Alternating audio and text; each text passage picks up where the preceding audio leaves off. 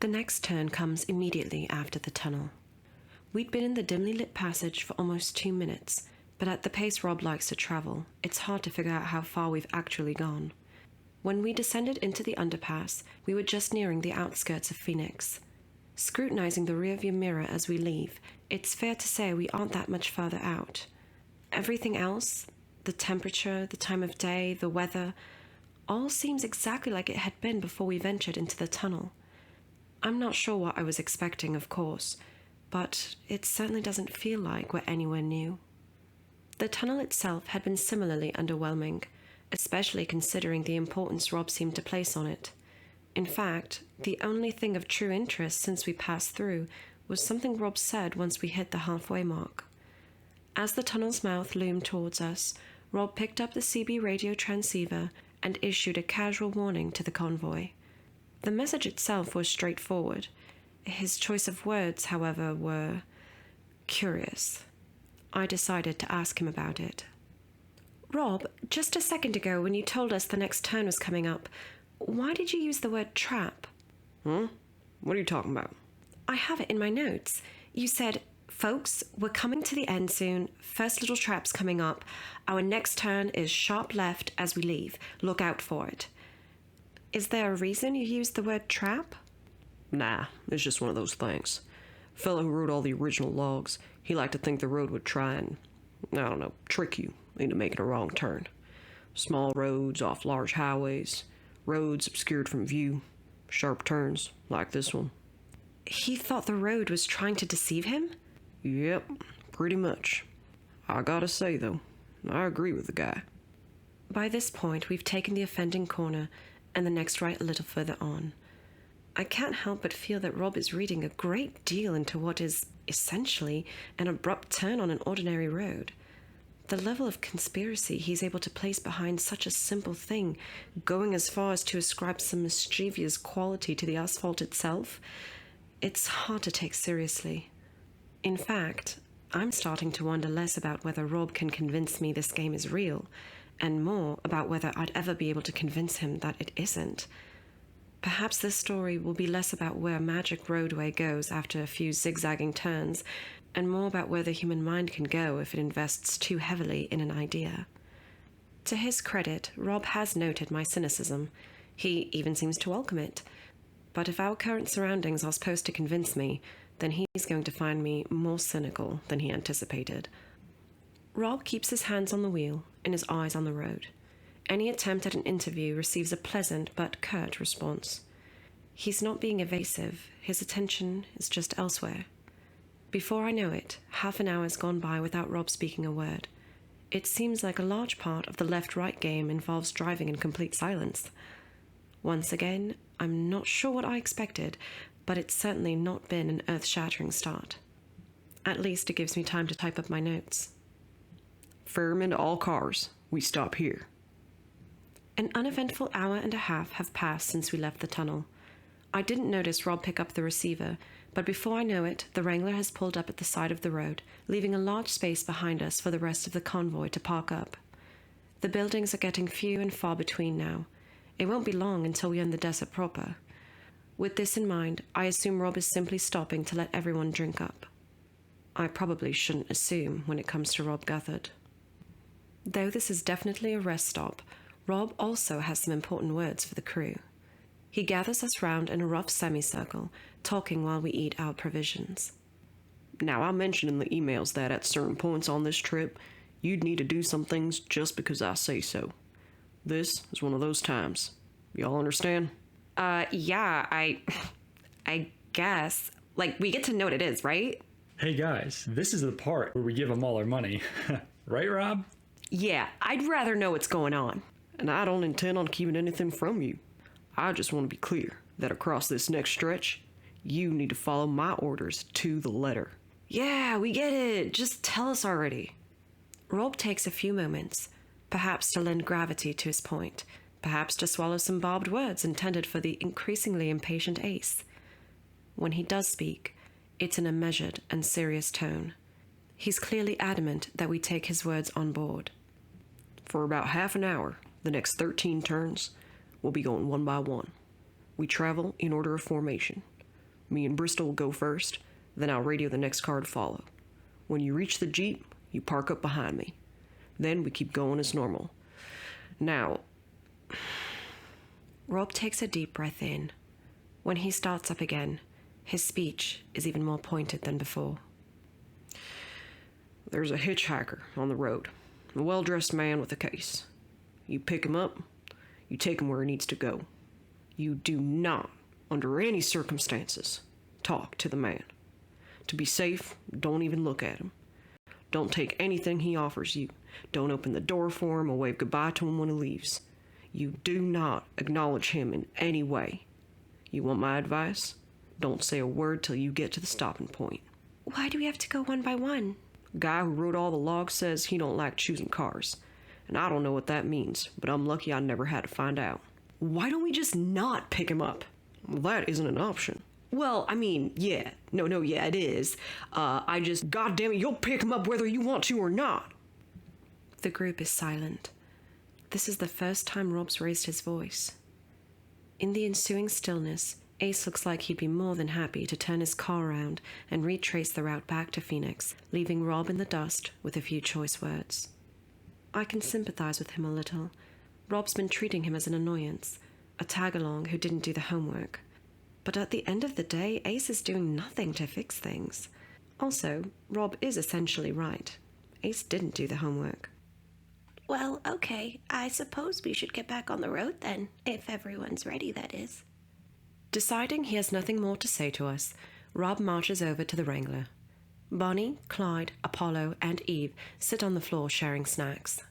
Ace loses himself in his phone, and Blue Jay, still maintaining a noticeable distance from the group, takes to her car with a copy of US Weekly. Bristol, can we talk? I turn around to see Lilith, holding her cell phone with the screen facing me. Yeah, sure. What's up? Have you tried to make any calls since we came through the tunnel? No, not yet. Why? Could you please try? I pull out my own cell and dial into the office. The line's busy, which isn't exactly uncommon. Lilith watches intently, waiting for a reaction. I'm not getting through, I'm sorry. They were busy? Yeah. Why? Everyone is. We have signal. We can make calls, but everyone on the other end is busy. Don't you think it could just be a coincidence?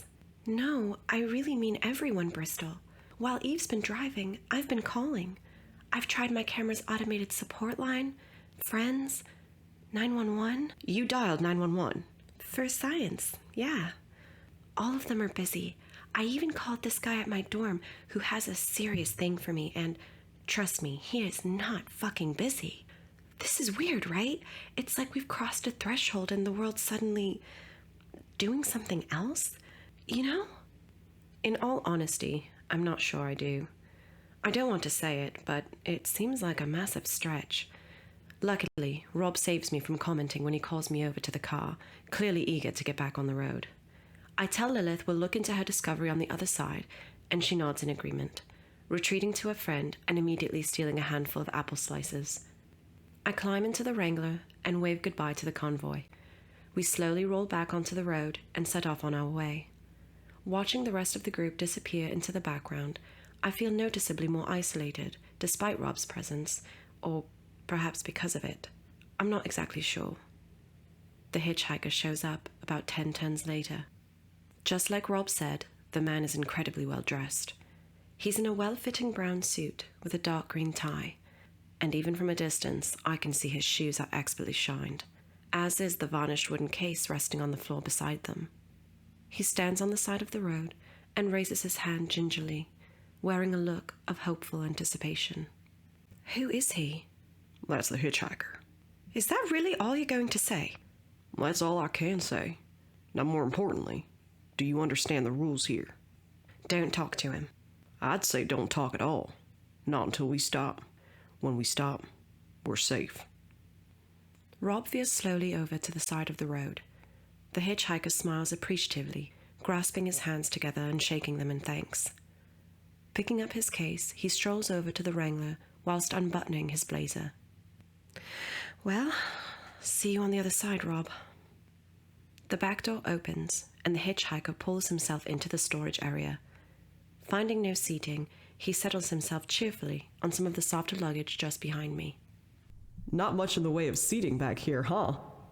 I have to admit, I do feel a subtle urge to respond. Even after the stern warnings I've received, to ignore the man seems almost instinctively rude. I was raised British, after all. So where are you all from? I'm traveling in from Oakwell. I glance at him in the rear view. He meets my gaze and smiles. I flick my attention back to the road, counting the white lines. The stranger persists in trying to start a conversation. 10 minutes go by. The silence grows palpable, broken intermittently by yet another cheerful attempt at conversation. Topics include what nice weather we're having, our professions, our hobbies. In response, I busy myself with pointless but occupying tasks. I find myself playing games in my head, thinking of common phrases and making them into clunky anagrams. It seems to work, and after a short while, I start to habituate the man's small talk. I almost don't notice that he's there. Maybe that's what allows him to catch me off guard. You're just a fucking disappointment, aren't you? The statement comes out of the blue. It's sharp, venomous, completely divorced from the idle questioning I'd been tuning out. I'm daydreaming when I hear it, and before I can register what I'm doing, I'm turning to face him. My lips are already parting as I go, a reflexive thought, reflexively vocalized. What? I almost say it out loud. The word is on the edge of my tongue, a single note my vocal cords were all but ready to play. Only the sudden, vice-like grip of Rob's hand on my forearm anchors me in the moment. I stare at the hitchhiker, my mouth still open. He's different now. All of the warmth, all of the pleasantry, it's drained from his face like running makeup. His smile is malevolent, calculating, and finally, it feels honest. You want to know things? I can tell you. Rob keeps his eyes focused on the road, but his grip on my arm tightens. I can tell you everything you want to know. Even the things you never knew about yourself. Even the thoughts you didn't know you were thinking. Those little critters, all the way at the back. We stare at each other a moment longer before I turn around and back to the road. I don't count the white lines anymore. Now I'm focused intently on anything our passenger has to say. For the next 10 minutes, ignoring him is going to have my full attention. He only tries a few more times, reverting back to more innocent questioning. Nothing takes. 5 minutes later, he indicates to a seemingly random point at the side of the road, and Rob drops him off. The man thanks us, climbs neatly out, puts down his case, and waves as we depart. When we disappear around the next corner, he still hasn't stopped. Surprisingly, the silence caused by the hitchhiker's presence isn't nearly as intense as the one left in his wake. I decide to break the tension, somewhat ungracefully. To be fair, we are having nice weather. Don't talk. Are you mad at me? I'm sorry he got to me. I wasn't expecting... You did fine, but we don't talk till we stop. I go back to my notes, making a point to write down my current feelings. For the record, they're embarrassed but relieved. Once I put the words down on paper, however, I feel something else. Confusion mixed with concern, because at the end of the day, what was I relieved about? That I didn't talk to a strange man who had tried to talk to me? I mean, was anything really at stake? The more I think about it, the more I realize that the entire episode with this mysterious hitchhiker reduces the left-right game to two possible states. It's either real, or it's an elaborate hoax perpetrated by Rob J. Guthard. The crazy woman, the tunnel, the malicious left turn, all of those could be explained as rationalizations. But the hitchhiker?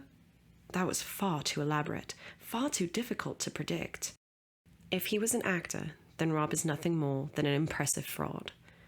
If he was genuine, well, then I'm not entirely sure where that leaves us. Something in the corner of my eye pulls me from my thoughts. A transient peripheral object that almost completely passes me by before I turn in a weak attempt to catch it. I only get a few seconds to look before it's gone from my field of view. I face forward once more, sit back in my chair, and let Rob carry us ever further down the road. It's not too long before we finally pull over. You did good. I'm sorry for grabbing you. I just didn't want you to do something you'd regret. No, it's fine. I was going to. Do you know what happens if you talk to him? Not sure. Came close myself once, a few years back. The way he looks at you when he thinks he's got you, I don't think I want to know. Rob, I saw something a few minutes ago. I don't know if you've noticed it. Afraid I had my eyes forward most of the time. Okay, well, there was a car on the side of the road. It had crashed off the bank. Have you seen that before? I never seen that, but random stuff sometimes shows up here and there. Have people other than you ever run the left-right game? No one I know of. Whoever it was, they'd probably just rather crash than face that damn hitchhiker again. He's there on the way back, too? If you're unlucky. Well, something to look forward to. Rob picks up the CB radio and messages for Apollo to set off, repeating his warnings concerning the hitchhiker. I feel like everyone's going to get a similar speech before they embark. Ace will probably get it twice. Half an hour later, Apollo shows up. Though he laughs about the ordeal, he's clearly a little shaken. Guy should call himself an Uber. You can't shut those guys up. You guys have Uber in England? Yeah. Then you know what I mean, right? Bonnie and Clyde arrive quicker than Apollo. They pull up at the back, and Clyde helps Bonnie out of the car and they proceed to stretch their legs. Once Apollo joins them, it's clear that everyone has a different story to tell. The hitchhiker offered Clyde travel suites, pleasantly but firmly insisting he take one. Apollo almost got talking about his music tastes after the hitchhiker asked to play something on the radio. That particular story does leave me curious about whether we still get NPR on this road. Rob customarily greets Bonnie and Clyde, then walks off to signal Eve and Lilith. He's still sitting in the Jeep when I meet him at the door. Hey, what are you up to? Just waiting by the phone. The girls are on their way. You need anything? Maybe.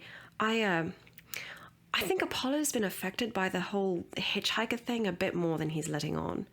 He seems just fine to me. I'm not so sure. He's only smiling when people are nearby. Could you go talk to him? Well, I ain't much comfort. I got 4 ex-wives to tell me that. Think it might be better coming from you? I think this is a, man-to-man kind of conversation. I might just get a brave face from him. Rob doesn't look comfortable, but he acquiesces and climbs out of the car. Last man-to-man conversation I had, my son didn't talk to me for 3 months. I watch him wander over to Apollo, who is standing by his Range Rover, staring into his phone. Rob puts a calming hand on the man's shoulder. From a distance, it's actually a sweet moment. I start to feel bad for lying to him. I carefully open the driver's side door and climb into the Wrangler, assuming I have around 20 seconds before Rob comes back.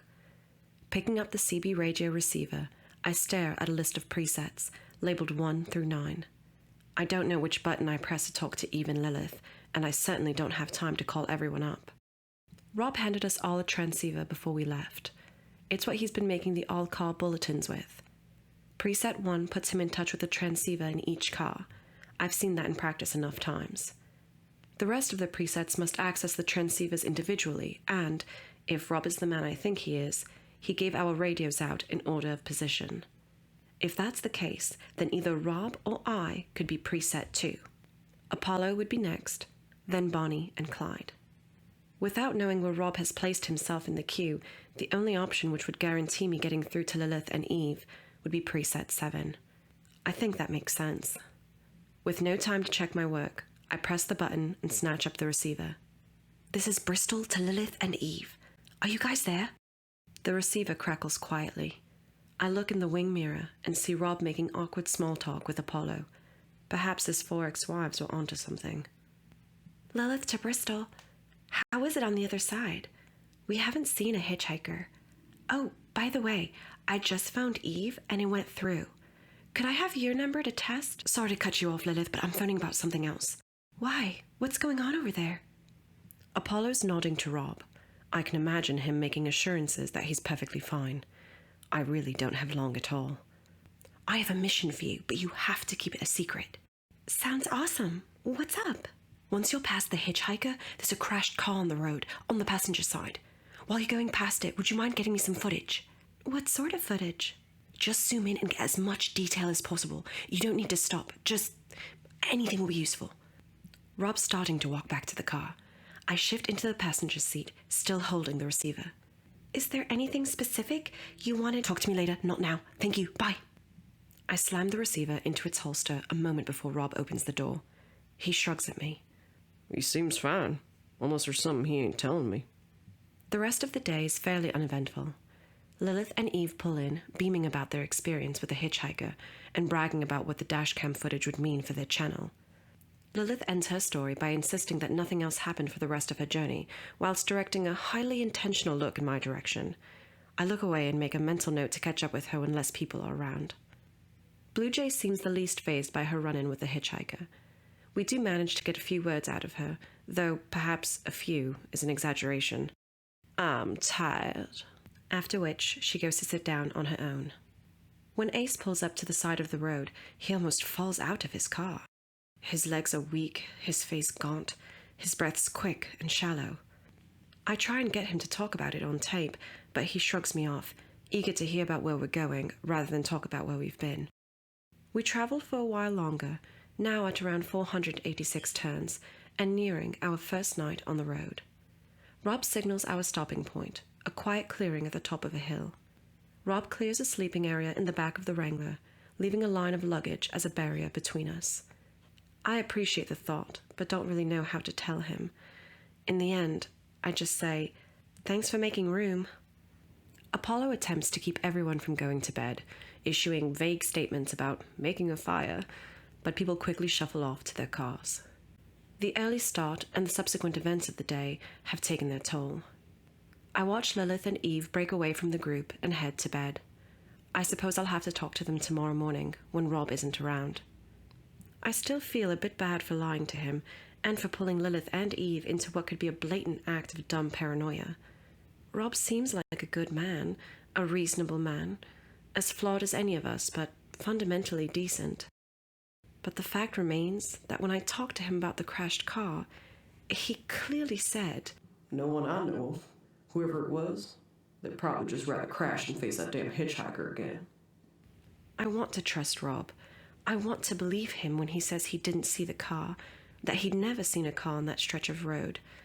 But for a man of so few words, he might have said too much.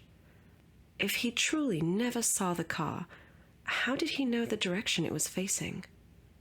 I make all my notes concerning the subject on paper and in shorthand, which I'm hoping, in Rob's long and varied life, he hasn't inexplicably learned to read. Long after Rob's gone to bed, I stay in the passenger seat, typing up my thoughts on the day. That was Sister Moon by Leslie Estrada, another song to calm you folks down as we head into the evening. It's Chuck Greenwald, and I'm with you till the witching hour. I decided to put the radio on in the end. I was curious, and I also wanted the company. I turned the volume way down so the noise wouldn't reach Rob, and searched around for something to have in the background. There aren't many stations to choose from out here. The clearest one is Radio Jubilation, the local station for a nearby town. The current DJ, Chuck Greenwald, has been playing soulful folk music for an hour. It's been a busy week in Jubilation as we welcome in our new school principal, a very impressive guy who's bringing some new and interesting proposals to our community. It's got a few people talking about funding for the arts. If you've got a view, we'd love to hear it. I finished typing up my less clandestine notes and just then realized how tired I am. Wanting to sleep, but not yet prepared to move the single yard between me and the air mattress, I lie back in my seat, listening to Mr. Greenwald address his beloved town. Well, we're going to go back to your requests very soon, and I can tell you, we've got some goodies on the way. For now, though, let's take ourselves to the new box. They're going to hurt now. Immediately, at the volume of a whisper, Radio Jubilation begins to broadcast a cacophony of bone-rending screams.